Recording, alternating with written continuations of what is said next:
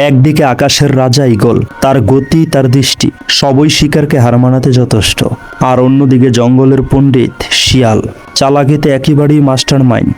এবার দেখা যাক শক্তি বড় নাকি বুদ্ধি। ঈগল সর্বপ্রথম যে আঘাতটি করে নিঃসন্দেহে যেন একটি বর্জ্যপাত।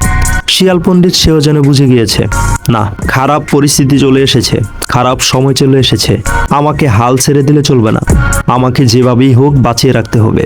আমি যদি এখন হাল ছেড়ে দিই তাহলে আজকের দিনটাই আমার শেষ দিন হিসাবেই গণ্য হতে পারে। আপনারা দেখুন শিয়ালের গতি কাজে লাগিয়ে এ ঢালু জায়গা দিয়ে কিভাবে দৌড়ে যাচ্ছে, যেন নিজেকে বাঁচিয়ে রাখার এক লড়াই করে যাচ্ছে। আকাশের রাজা ঈগল, সেও যেন তার শিকারকে কোনোভাবেই হাতছাড়া করতে চাচ্ছে না। সেও তার শিকারের উপরে ভালোভাবেই টার্গেট করে রেখেছে। এই ভিডিওটি আমাদেরকে এটাই শিখিয়ে দেয়, কোনো কিছুর দিকে টার্গেট করলে খুব ভালোভাবেই টার্গেট করো, যেন হাতছাড়া হতে না পারে। আরেক দিকে শিখিয়ে দেয়, খারাপ পরিস্থিতি চলে আসলে কখনো হাল ছেড়ে দিতে নেই, চেষ্টা করে যাও, খারাপ পরিস্থিতি ঠিকই একদিন ঠিক হয়ে যাবে।